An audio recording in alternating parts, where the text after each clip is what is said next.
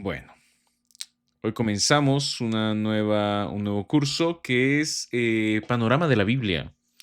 Panorama de la Biblia, ¿no? Ya terminamos con Confesión de Fe de Westminster y Confesión de Fe de Westminster, em, pues también incluye, ¿no? Bueno, es toda la parte de doctrina bíblica. Ahí estudiamos doctrina bíblica durante varias semanas. Un líder debe de tener un conocimiento doctrinal. El conocimiento bíblico y el conocimiento doctrinal son complementarios.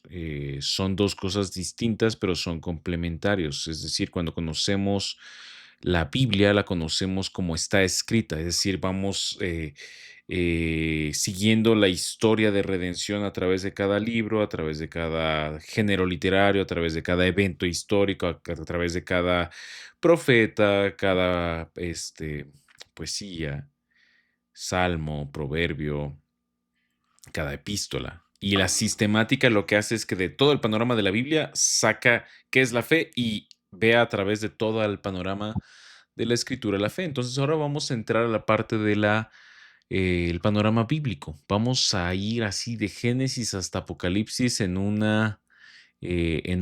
buen panorama, ¿no? Entonces hoy vamos a comenzar con Génesis. Y Génesis es los orígenes y la promesa. Los orígenes y la promesa. Esto es Génesis, los orígenes y la promesa. Y el punto central de los orígenes y la promesa.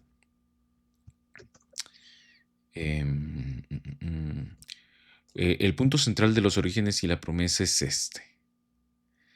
La soberanía creadora de Dios, la soberanía creadora y redentora de Dios. Génesis, el libro, establece la autoridad absoluta de Dios sobre el universo. Dios es amo, dueño y señor del universo material, la historia humana, y ante la catástrofe del pecado, Dios no abandona su creación, sino que inicia un plan monérgico. Uf, gran palabra. Creo que no la vimos en Westminster, pero monérgico viene de monos y algo que termina enérgico. Em, monos viene, mono en griego es uno, ¿no? Y monérgico es uno solo actuando.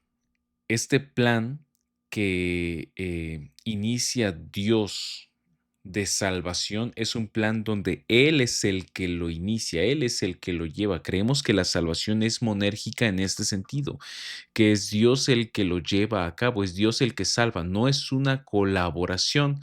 La palabra que está aquí contrapuesta con monérgico, eso sí es una palabra más conocida, es sinergia. Sinergia o sinérgico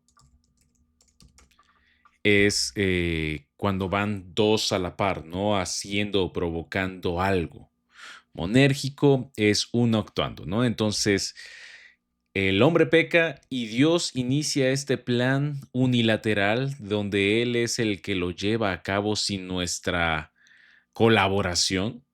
Y es un plan monérgico de redención a través de pactos progresivos, ¿no? Que lo hablamos en teología del pacto, eligiendo la simiente específica para revertir la maldición. Es decir, Génesis, el gran mensaje de Génesis, y esto es algo que eh, vamos a estar repasando cada libro, cuál es el punto general.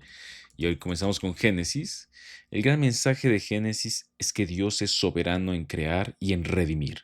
Dios es soberano en crear y redimir. ¿Cuál es el punto central de este libro? ¿Cuál es el punto central entonces? Eso es como que el resumen. Ok. Punto central.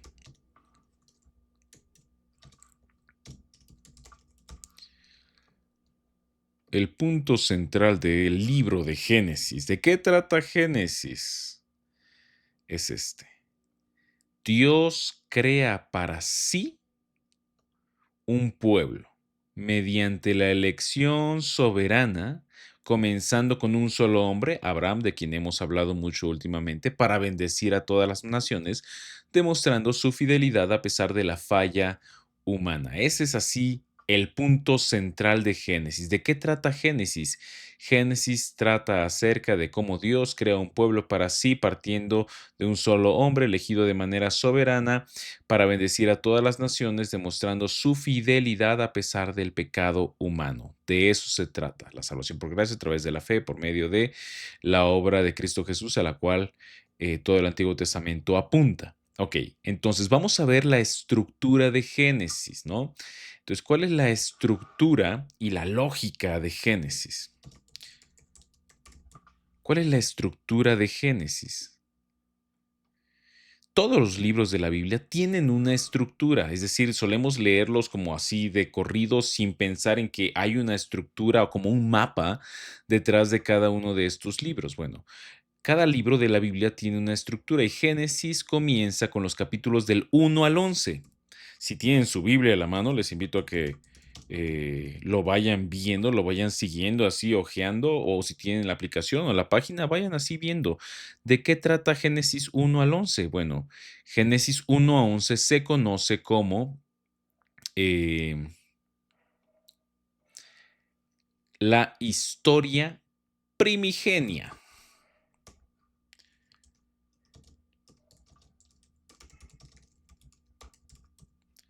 La historia de los comienzos. De hecho, Génesis en hebreo es Bereshit y significa comienzo. En la Biblia, en el Antiguo Testamento, cada libro, al menos del Pentateuco, se llama como comienza, con la primera palabra. Y en la primera palabra en Génesis 1:1 en el hebreo es comienzo, en el comienzo, y así se llama este Génesis, y es la historia primigenia. Es la historia primigenia. ¿Qué se ve en esta historia primigenia? Se ve desde la creación, el origen de la existencia, la caída, el origen de el mal, el linaje, hasta llegar a Abraham, desde Set hasta Abraham, lo cual es el origen del pueblo de Dios. Entonces hay tres grandes orígenes en Génesis 1 al 11, el origen del universo, de la existencia, el origen del mal, del pecado y el origen del pueblo de Dios. Esta historia primigenia hay ciertos puntos así que debemos destacar, ¿no? Entonces, estamos en el primer libro de la Biblia, en los primeros capítulos, en la primera parte, y es la historia primigenia, el origen de las cosas. Y dentro de este origen está la creación y el mandato cultural. ¿Cuál es el mandato cultural? El primer mandato em, en la Biblia está en Génesis 1, 27, 28. Génesis 1, 27, 28 dice lo siguiente. Creó pues Dios al hombre a imagen suya, y hemos hablado también de qué es esto de imagen suya. Cuando un rey establecía o conquistaba un territorio nuevo o un reino más pequeño y llegaba este rey y lo conquistaba, ponía una imagen, una estatua. Y esta estatua era a imagen y semejanza del rey, lo cual significaba que ese territorio estaba gobernado por el rey. Las leyes de este rey gobernaban ese lugar y por lo tanto su voluntad se debía de hacer en ese lugar, que nosotros seamos creados a imagen y semejanza de Dios. Somos nosotros esas estatuas de carne y hueso que donde sea que estemos y hagamos lo que hagamos, estamos llamados a representar o afirmar el gobierno de Dios por sobre todas las cosas. Ese es el plan original con el hombre. Y el mandato cultural se encuentra en estos versículos, ¿no? A imagen de Dios los creó, varón y hembra los creó y los bendijo Dios y les dijo, sean fecundos, multiplíquense, llenen la tierra y sométanla. El mandato cultural es el mandato de hacer cultura, trabajo, arte, familia, ciudades, todo como nosotros, con nosotros como el reflejo, la representación de Dios. Es decir, estamos llamados en la creación, Dios nos llama a hacer cultura, música, arquitectura, negocios, economía, todo que refleje la gloria de Dios. Entonces, en Génesis comenzamos con los primeros 11 capítulos y en estos primeros 11 capítulos, que es la historia primigenia, encontramos en primer lugar la creación y el mandato cultural, ¿no? En segundo lugar, en esta historia encontramos la caída y el protoevangelio. En Génesis 3, si nos vamos a Génesis 3, encontramos la caída y hemos hablado también mucho acerca de la caída, de lo que implica, de lo que sucedió en ese momento, de la dinámica entre Adán y Eva y las consecuencias universales que conllevaban. ¿Por qué está esto en este libro? El propósito de este pasaje de capítulo 3 de Génesis es explicar de dónde proviene la fractura con Dios, la fractura con uno mismo, la fractura con la creación, la fractura en las relaciones interpersonales. ¿De dónde proviene el pecado, el egoísmo, el orgullo, los asesinatos, el trabajo arduo y pesado, las injusticias? Por eso está aquí Génesis 3. Y el protoevangelio, evangelio es buena noticia, protoevangelio lo que significa es como la versión beta. No, la versión, ¿qué sería? Pues sí, la versión beta es, ¿no? Eh, como el primer anuncio, la primera señal, la primera muestra, como el prototipo, de ahí también viene esto de proto, es como lo primero. Y en Génesis 3:15 encontramos el anuncio de lo que vendría de cumplir Jesús. Pondré enemistad entre tú y la mujer, entre tu simiente y su simiente. Él te herirá en la cabeza y tú lo herirás en el talón. Entonces tenemos la creación y la orden de hacer cultura. Y después tenemos la caída y el protoevangelio, cómo esto se rompe y se anuncia que Dios mismo pondría la enemistad, que Dios mismo solucionaría las cosas. Después, en esta misma parte de la historia primigenia, en Génesis 6, tenemos entre Génesis 3 y Génesis 6 toda una historia del linaje de la serpiente, que es el linaje de Caín, el linaje espiritual de Caín, y la simiente de Set, que es la simiente de Adán, que es el linaje, perdón, de Adán, que es el linaje espiritual de eh, los hijos de Dios, las hijas de los hombres, y llegamos a el diluvio. Y con el diluvio es la escalada del pecado y el juicio. ¿Cuál es el propósito de este pasaje de toda la historia y la travesía de Noé? Desde el asesinato de Caín a su hermano hasta el diluvio y Babel, lo que nos quiere dejar en claro, así muy claro, Génesis, es que la maldad del hombre no solamente es parcial, sino total. No es que seamos un poquito malos, es que somos totalmente merecedores de ser exterminados, de no ser por la gracia de Dios. Y aquí tenemos algunos pasajes claves como Génesis 6:5.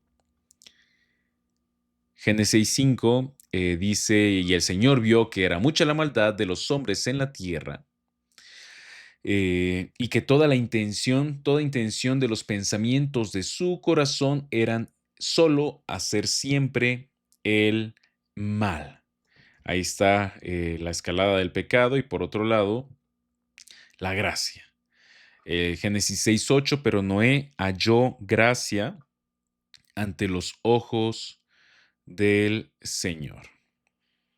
Después de la creación y el mandato cultural, después de la caída y el primer anuncio del Evangelio, tenemos el reforzamiento de que somos pecadores, de que somos malos, de que no somos buenos, de que no es algo que podamos solucionar nosotros, no es algo que está en nuestro poder resolver. Eh, y llegamos a Babel. Esto termina con Babel, Génesis 11, Génesis 10, Génesis 11 es Babel y la genealogía que llega hasta Abraham. Y Babel es así la humanidad a la cual se le dio el mandato de hacer cultura que honre y glorifique a Dios. Han hecho ciudades, han desarrollado tecnología, y ahora están construyendo una gran torre para hacerse fama a ellos mismos, despreciando la gloria de Dios, revelando así, alzando al puño al creador del universo con todo lo que han desarrollado. Y esa es la historia primigenia. La historia primigenia, Génesis 1 al 11, Dios es bueno, crea todo bueno, el hombre es malo, corrompe todas las cosas a través de su desobediencia y sin la intervención de la gracia de Dios, no hay esperanza, ¿no? No hay esperanza. ¿Ok? Hemos visto los primeros 11 capítulos de Génesis. Ese es el panorama. Preguntas, dudas, comentarios.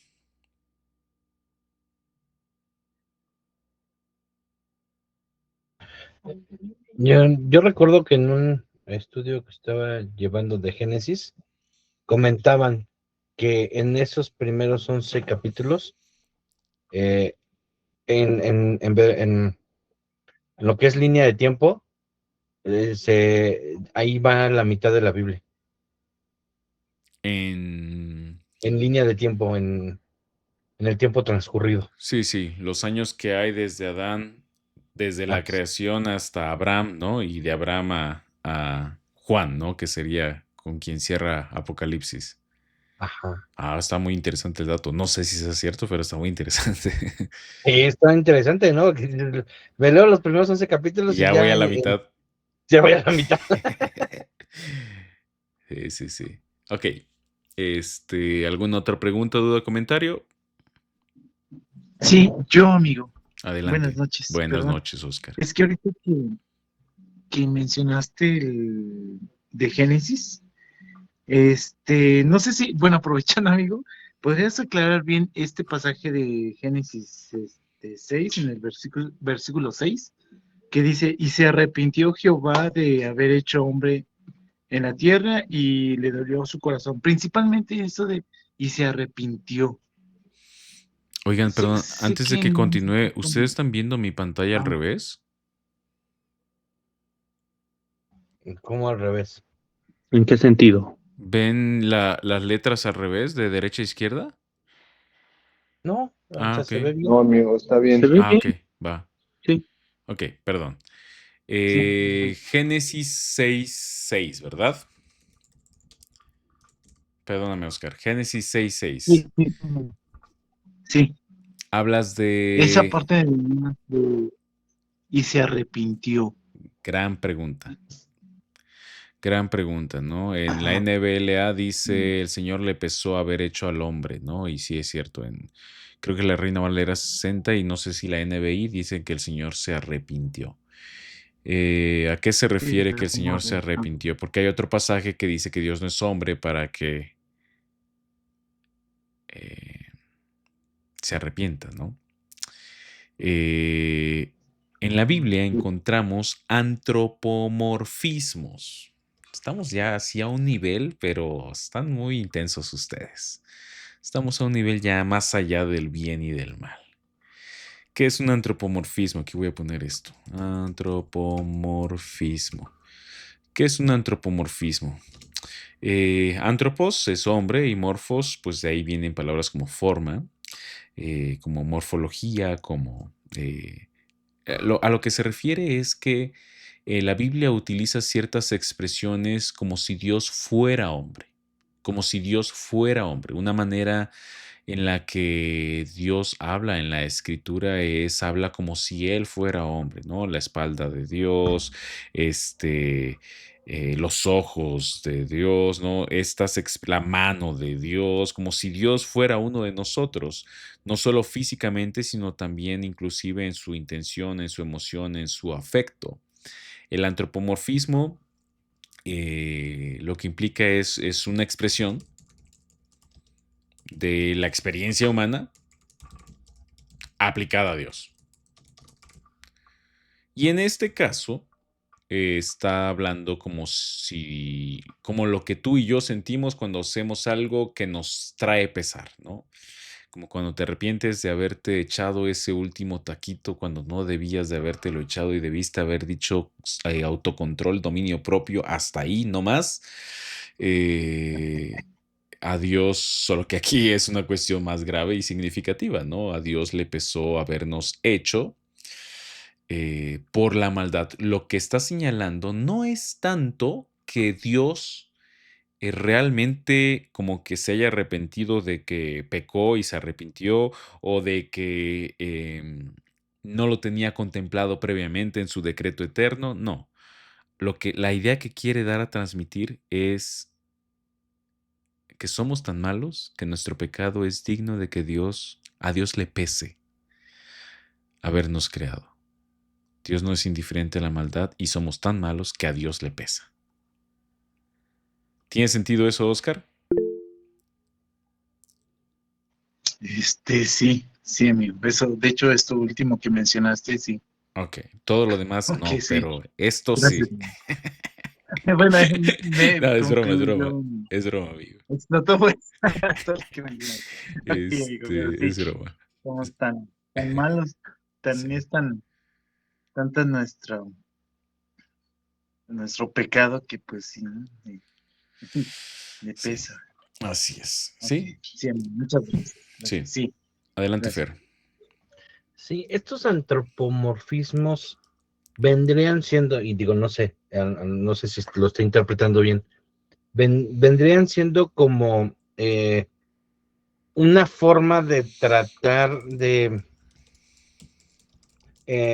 aterrizar en el entendimiento humano Exacto, lo que está sintiendo Dios. exacto. Es una manera de comunicar. Es una Sí, no, o manera sea, de como que bajarlo comunicar. a un nivel que lo entendamos, ¿no? Así es. Es una manera de comunicar, sí. Ok. Sí, Génesis 3:8, nada más para poner un ejemplo. Génesis 3:8 dice, em, y oyeron al Señor que se paseaba en el huerto del fresco del día, ¿no? Como si oyes, ¿no? Que viene alguien caminando, como si oyeras pasos, lo cual no es literal, ¿no? O sea, no oyeron que Dios estaba dando pasos en el huerto, es un antropomorfismo, está tratando de comunicar, pues que supieron que Dios estaba ahí, ¿no? Cayeron en cuenta de que Dios estaba allí. O Génesis em, 8:21, en el cual Moisés, perdón, Noé va a hacer esta ofrenda, este holocausto después de todo lo acontecido en el diluvio. Y dice, y el Señor percibió el aroma agradable, como si oliera a Dios, ¿no? Entonces, es en ese sentido. La idea de que al Señor le pesó habernos hecho es una expresión de la gravedad de nuestro pecado, de tal manera que, eh, así como cuando nosotros nos arrepentimos por las consecuencias o nos duele alguna consecuencia de algo que hicimos, así el pecado a Dios. Ok, entonces estamos en la primera parte de Génesis. Génesis prácticamente tiene dos partes. Y también vamos a ir repasando cuántos capítulos tiene cada libro, ¿no? Génesis tiene 50 capítulos. 50 capítulos tiene Génesis. Eso es algo que así vamos a ir repasando poquito a poco, ¿no? Tenemos que conocer la Biblia.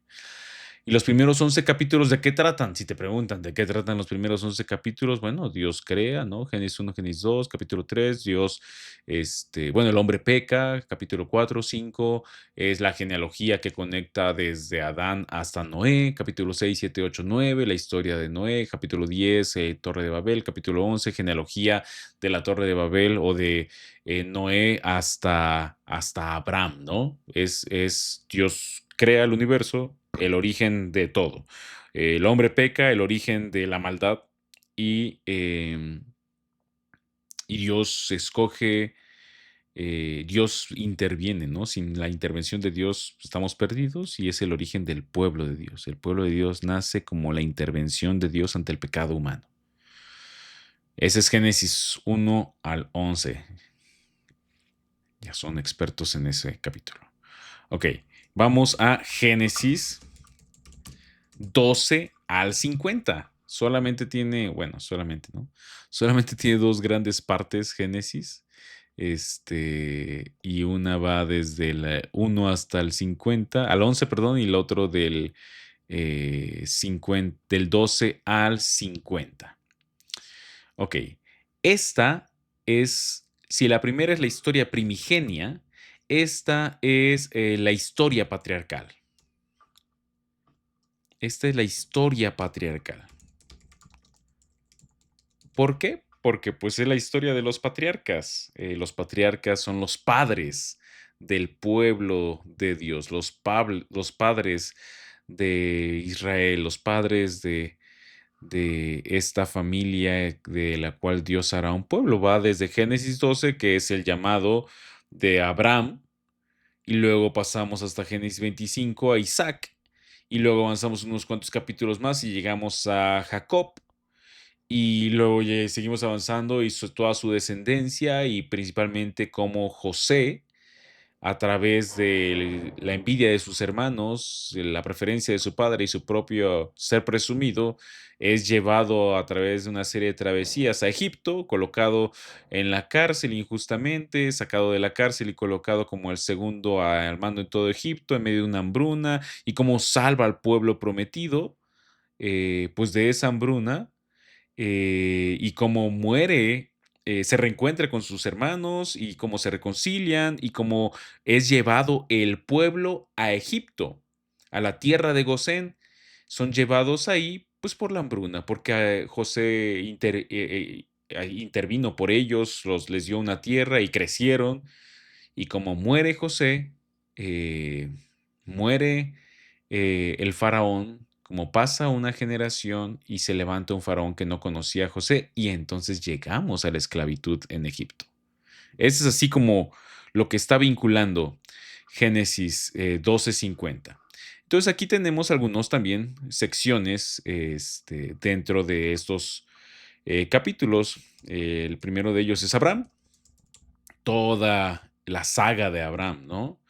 Desde su llamado y pacto. Desde su llamado, pacto, y aquí, perdón, justificación por la fe. Llamado, pacto y justificación por la fe. Y tenemos toda esta sección donde Dios llama a Abraham, donde Dios justifica a Abraham a través de la fe y establece su pacto con él. Algunos pasajes claves de esto son Génesis 12, 2:3. Haré de ti una nación grande, te bendeciré, en ti serán benditas todas las familias de la tierra. Y aquí llegamos con con la promesa del pacto, ¿no? La promesa de la simiente.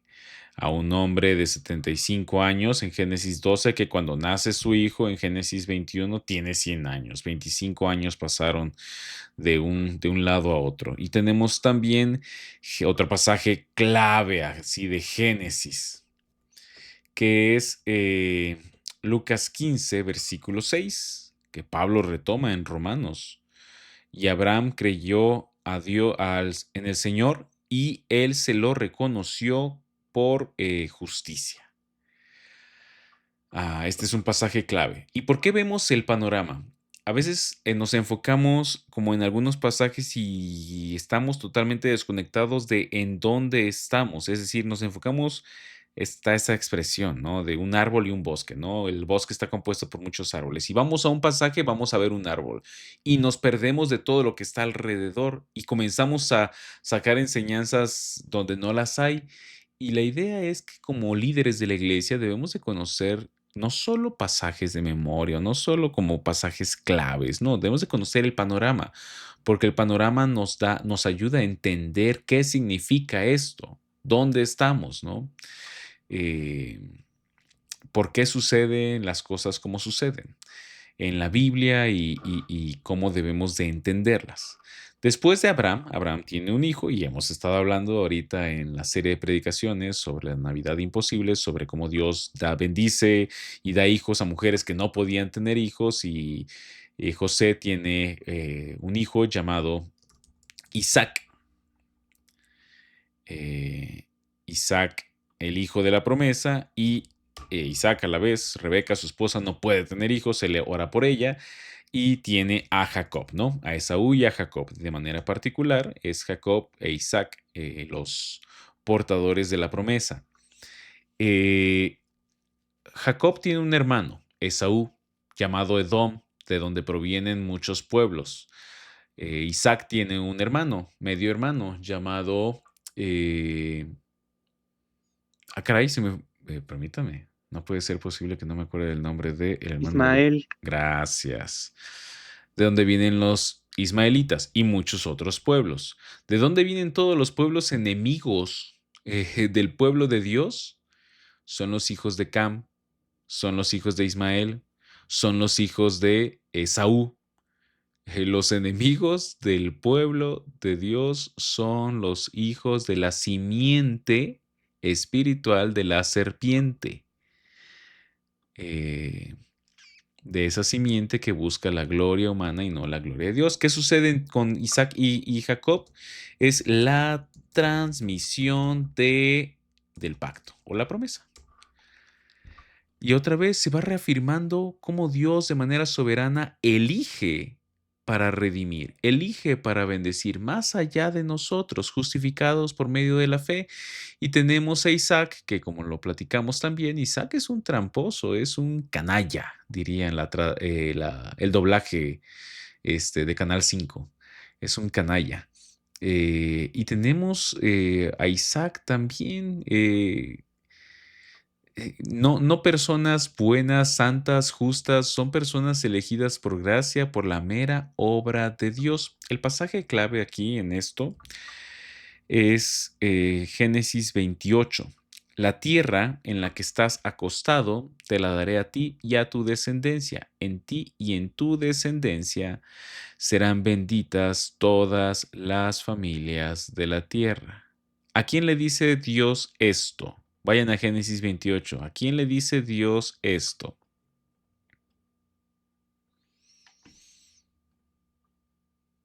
¿A quién le dice Dios? A Jacob, ¿no?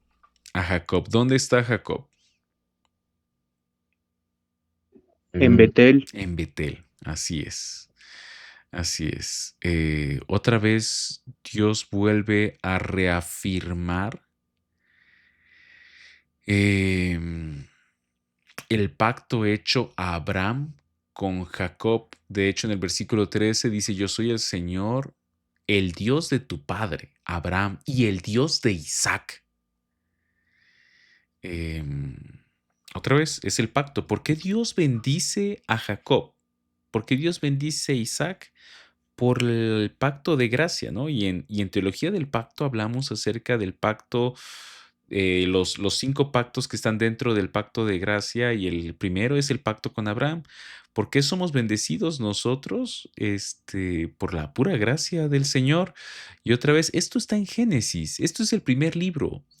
La idea de que la gente del Antiguo Testamento se salva por obras o que en el Antiguo Testamento era solo la ley y no había gracia es totalmente equivocado. En Génesis vemos cómo desde el principio, en la pura creación y después en la historia patriarcal, se trata de la gracia de Dios. Una y otra vez la gracia de Dios interviniendo y salvando a este pueblo que sin él no podría hacer nada, ¿no? Lo que es el mensaje del...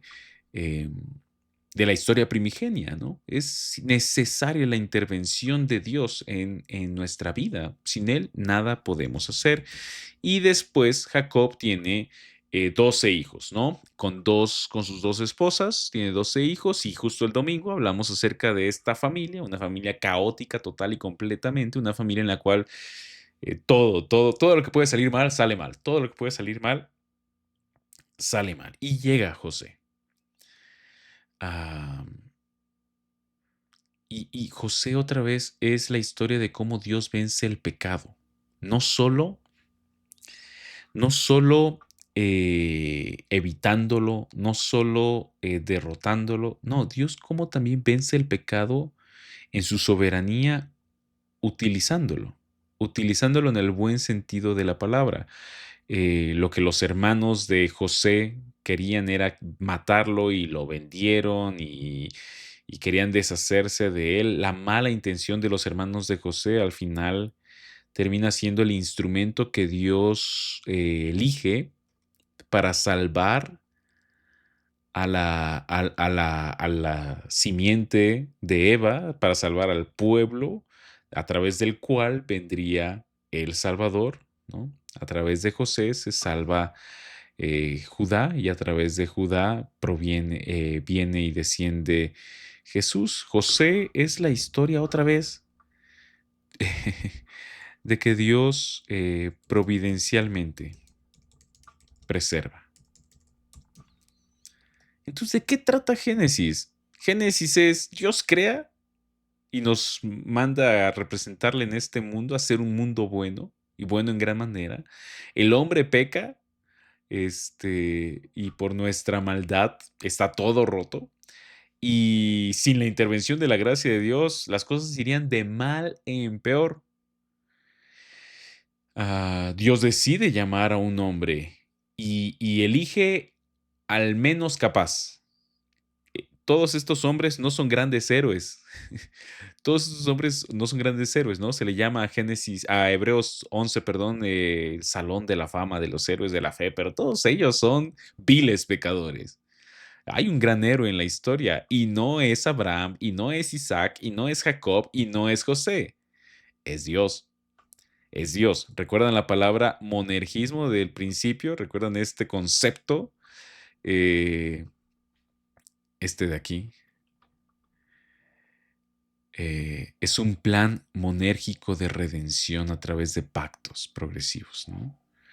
Este concepto en el que se trata de cómo Dios redime de manera soberana, más allá de la capacidad humana, más allá de nosotros mismos. José es así, en medio del caos y la maldad de este hogar y de esta familia. José es la evidencia de que Dios sostiene a un pueblo y provee de salvación de manera que queda muy claro que no es el ser humano. Génesis 50:20 dice: ustedes pensaron hacerme mal, pero Dios lo cambió en bien para hacer lo que vemos hoy y para mantener con vida a mucho pueblo, mucha gente.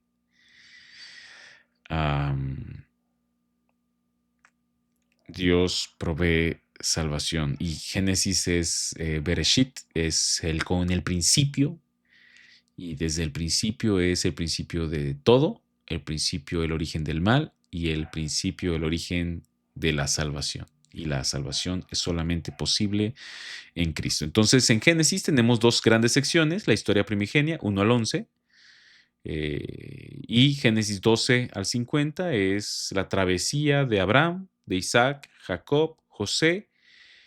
Y así es como es el panorama. Este es el panorama del libro. ¿De qué trata Génesis? Los orígenes y la promesa. El punto central de Génesis es que Dios crea un pueblo para sí mediante la elección soberana, comenzando con un solo hombre, Abraham, que no podía tener hijos, para bendecir a todas las naciones, demostrando su fidelidad a pesar de la falla humana. Ese es Génesis. ¿Cómo ven? Preguntas, dudas, comentarios.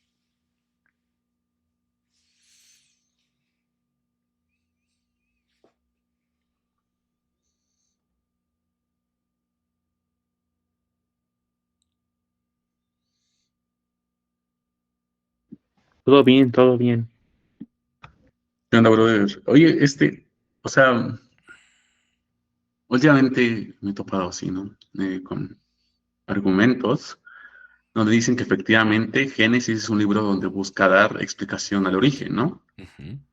Pero lo hace mucho utilizando como dijiste, bueno, estos, como, Los buscando, antropomorfismos, ¿esos ajá, son? eso. ¿Cuáles? Entonces, eh, ¿Cuáles? Perdón, ¿mandé? no entendí. ¿Qué utilizan? Lo que como para dar explicación a cosas que podamos entender, ¿no? Antropomorfismos. Antropomorfismos, ¿no?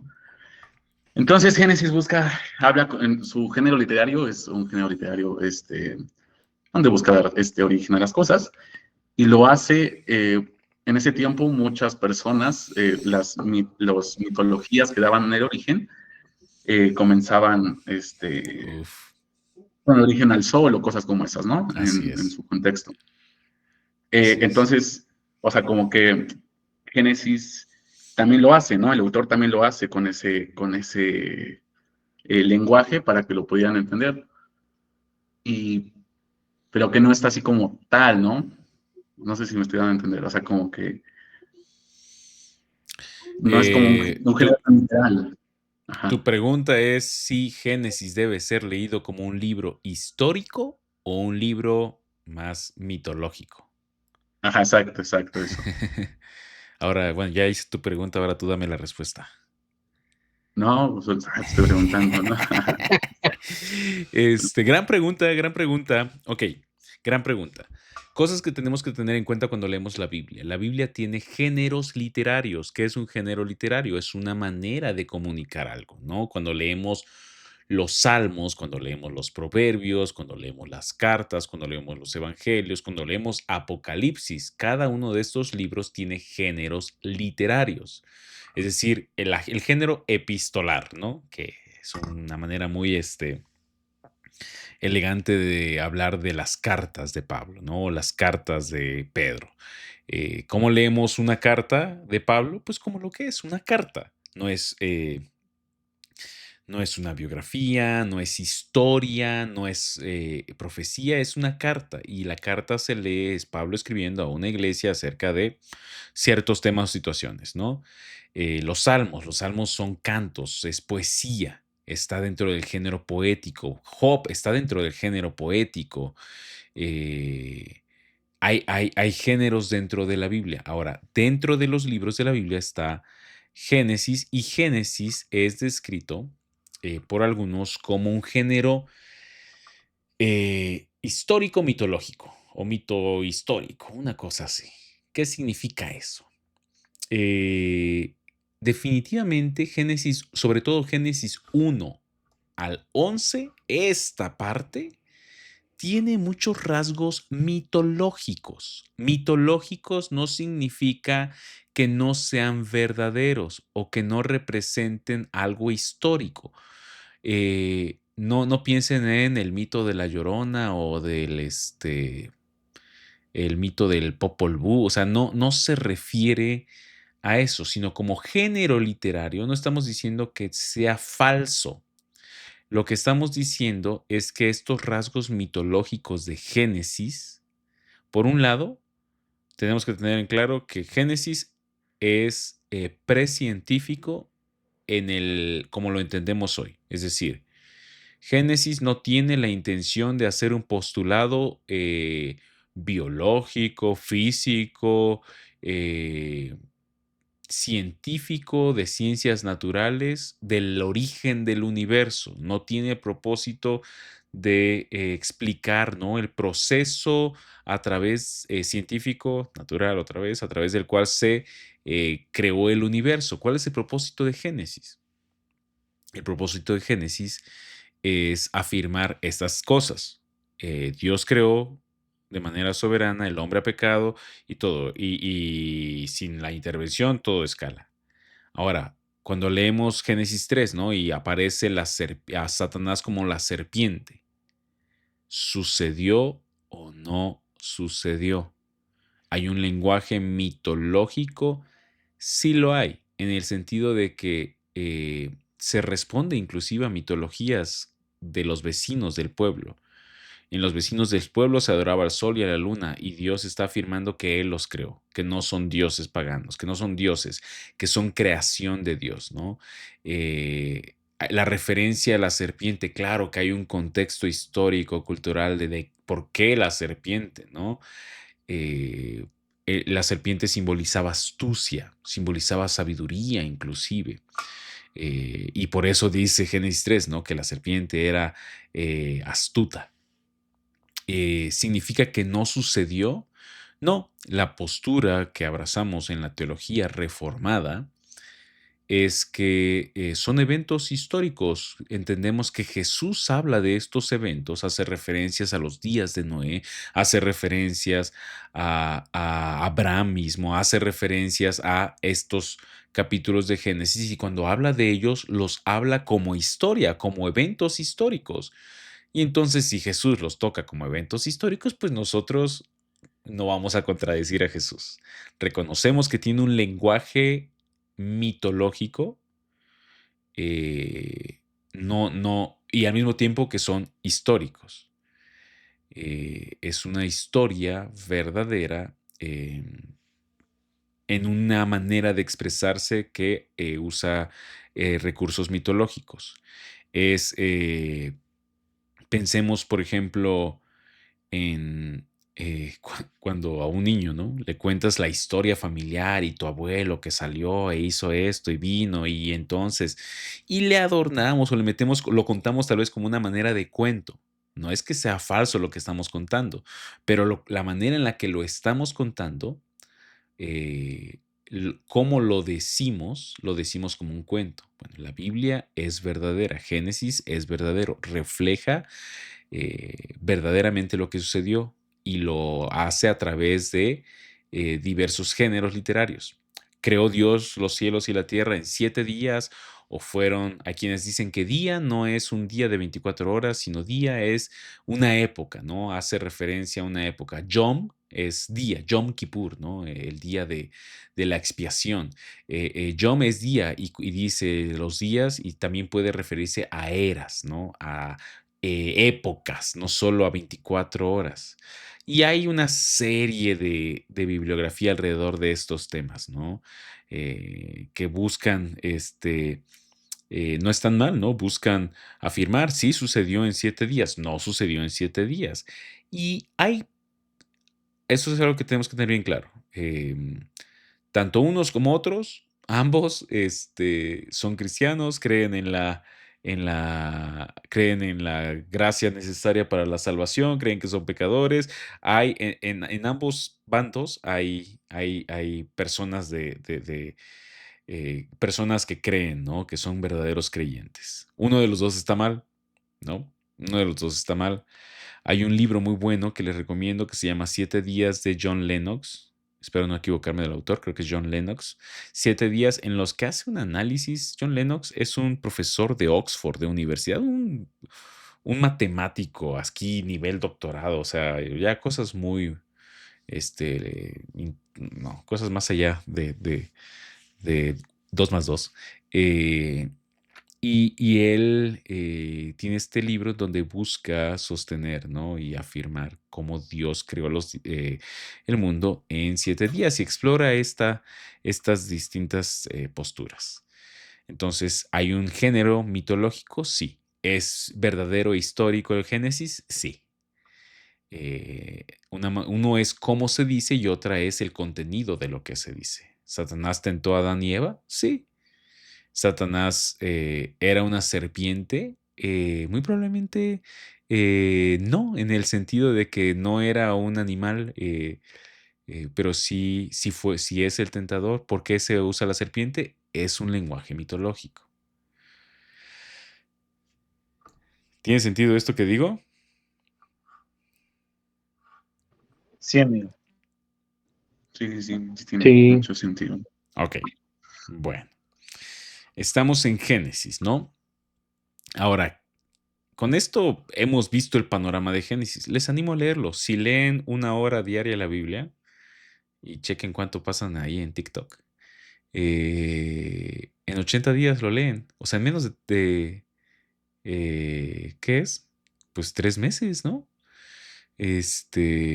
En menos de 3 meses se lee toda la Biblia. En 90 días se puede leer, si no me equivoco, si se leen 10 capítulos diarios. En una semana, en 5 días, te echas Génesis leyendo 10 capítulos diarios. Les animo a que ya tenemos el panorama y ya pueden ir leyendo y siguiendo el mapa, ¿no? Ahora, cada libro que leamos apunta a Cristo. Todos los libros de la Biblia apuntan a Cristo. ¿Cómo vemos a Cristo en Génesis? ¿Cómo vemos a Cristo en Génesis? En primer lugar, lo vemos, Cristo es el segundo Adán. Cristo es el segundo Adán. Donde Adán falló, Cristo no. Cristo no falló. Dice Romanos 5:19, porque así como por la desobediencia de un hombre, y aquí Pablo está hablando de Adán históricamente, o sea, Pablo está diciendo un hombre, así como Jesús, así también hubo un hombre llamado Adán que desobedeció. Pues aquí Pablo está reconociendo el Génesis como histórico, porque así como por la desobediencia de un hombre los muchos fueron constituidos pecadores, así también por la desobediencia de uno los muchos serán constituidos justos. Para que, regresando a esta pregunta, ¿no? Para que esto sea cierto, para que Cristo sea, eh, Jesús es histórico como Adán es histórico, ¿no? En la perspectiva de Pablo. Jesús es el verdadero o el mejor Adán, ¿no? El segundo Adán a través de quien muchos somos justificados. También Jesús es la simiente de Eva, la simiente de la mujer. Y simiente viene del concepto de semilla, ¿no? De donde también viene la palabra semen, ¿no? Es la descendiente, es la simiente de la mujer. Y es interesante porque la mujer no tiene simiente. Es el hombre el que provee la simiente. Y otra vez apunta al nacimiento milagroso de Jesús.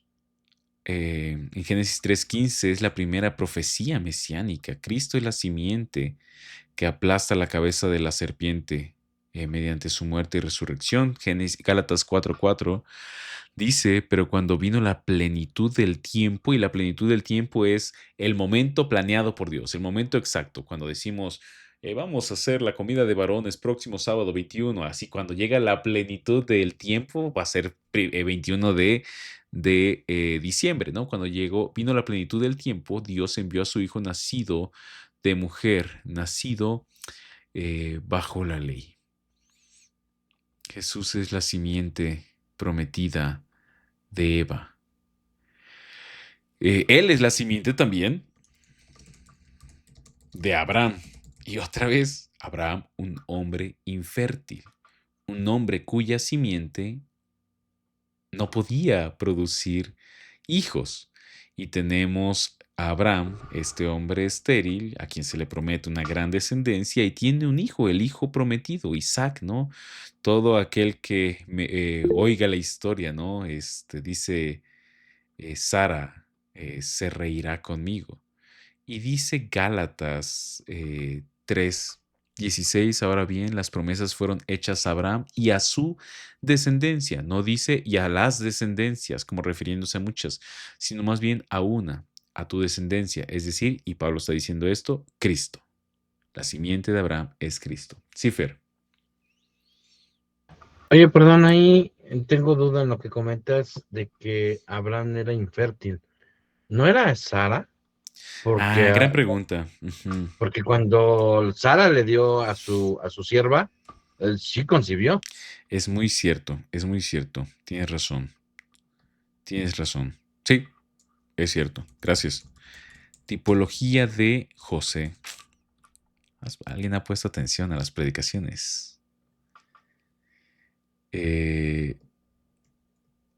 La tipología de José. José prefigura a Cristo.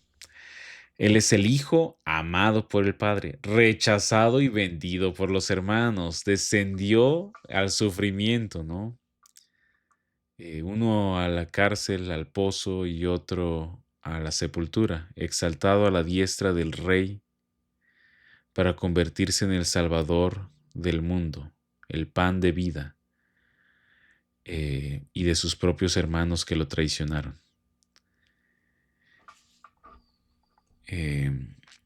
Génesis trata de Cristo. Ok. 3 conclusiones y cerramos esta primera sesión de panorama de la Biblia.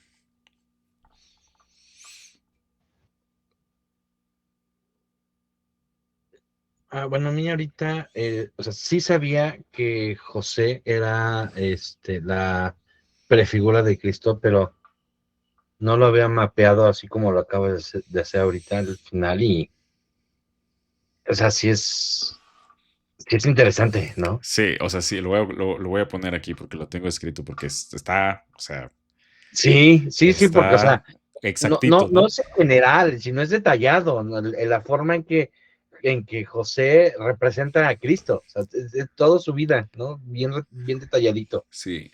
Hijo amado del Padre, rechazado y vendido por sus hermanos, descendió al sufrimiento, en la pozo cárcel, Jesús a la sepultura, exaltado a la diestra de Dios, del Rey, para convertirse en el Salvador del mundo, ¿no? El que provió, el que da pan, el pan de vida, y de sus propios hermanos que lo traicionaron.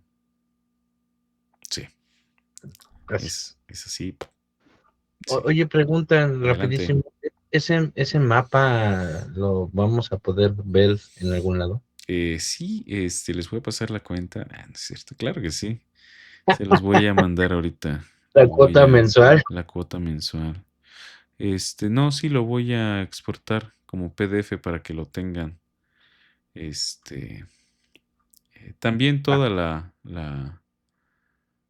o sea, el texto, ¿no? La explicación. Sí, Ok, gracias. dos conclusiones y cerramos. Justo yo, justo hablando de eso de que Jesús prefigura a José de una manera como que muy exacta. Bueno, José es una prefiguración de Jesús. Y es muy curioso que en la Biblia, en las cartas, en todo el Nuevo Testamento, nunca se hace una mención de eso, a pesar de que es como Mm, que hay mucha exactitud. Es como que muy curioso eso de que sean calca y en el Nuevo Testamento nunca se hace una mención como lo hace Pablo y así así. es. Así es. Sí, buena observación. Y como el Evangelio de Juan, ¿no? Dice que muchas cosas podrían escribirse. ¿Es Juan o es Lucas? Ah, caray. Te les digo para no mentirles. Según yo es Juan, Es Juan, ¿no? Pero ahorita sí, creo que pensé, sí, ajá. Lucas era bien investigador.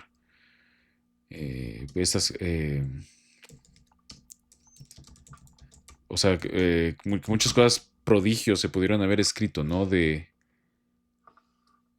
Acerca de lo que Jesús hizo. Em, pero no, la Biblia no busca abarcar, ¿no? Como en extensión, agotar todo el contenido. Sí, Juan 20:31. Estas cosas han sido escritas para que creáis que Jesús es el Cristo y para que creyendo tengan vida en su nombre. Sí, es buena observación esa, Dani. Ok, una última conclusión y nos vamos.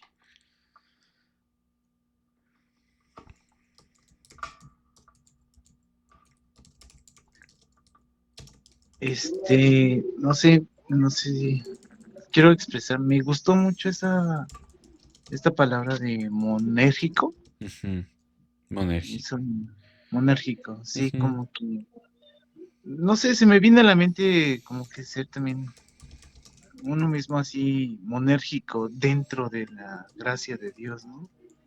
Como que, bueno, me identifico así yo en lo personal de que, pues, bueno, ya tengo un panorama mm, de lo que es nuestro Padre y bueno, no es como que quedarme así, ¿no? En algún tiempo decía que me quedaba en el limbo, pero no, que es Ah, como que ya. sí, tener esa, sí, no sé, voluntad o no sé, intención, pero bueno, me Sí, identifiqué así con esa palabra. Amigo.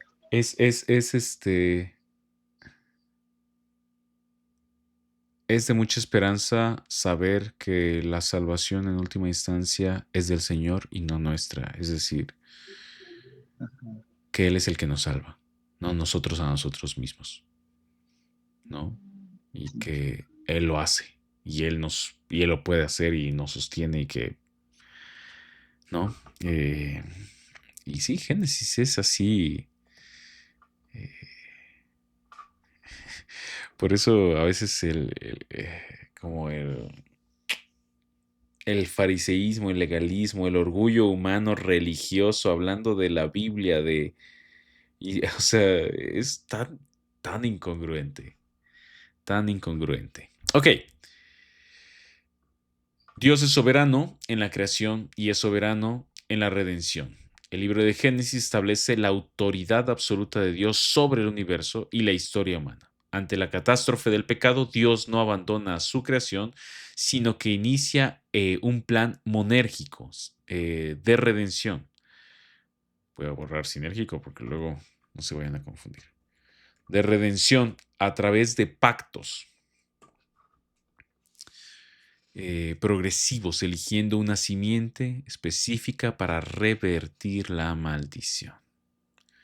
Génesis tiene dos partes, la historia primigenia, 1 al 11, de Adán desde la creación hasta Abraham, la llegada de Abraham, y Génesis 12:50, que es la historia patriarcal, Abraham, Isaac, Jacob y José. Génesis apunta a Cristo. Él es el segundo Adán, la simiente de Eva, la simiente de Abraham. Él es José es la tipología de Jesús, se apunta a Jesús. Está anunciado, prefigurado, advertido desde siglos y siglos previos para que esto llegara a suceder. Ok. Oremos. Oremos. Que la palabra de Dios, que es viva y eficaz, no solo sea información en nuestras mentes, sino que sea así ungüento al corazón, que sea desafío a nuestra maldad, nuestra carne, y que como líderes seamos hombres que conocen la palabra. No hay quien conozca a la perfección la palabra, pero eso no significa que no podamos seguir aprendiendo y conociendo y avanzando. Oremos. Padre, te honramos, te glorificamos. Gracias, Señor, por la gran salvación que tenemos. Gracias por la escritura en la cual hoy comenzamos a verla en panorama. Y te pedimos y te rogamos, Señor, porque nos moldees conforme a ella, nos alimentes, nos confrontes, nos edifiques, rompas nuestro orgullo, nuestra vanidad y nos dobleguemos ante tu majestad. Solamente tú eres Dios. Toda la gloria a ti en Cristo Jesús. Amén. Muchas gracias, amigos. Que tengan buena noche, descansen. Nos vemos el próximo lunes para seguir con este curso de Panorama de la Biblia.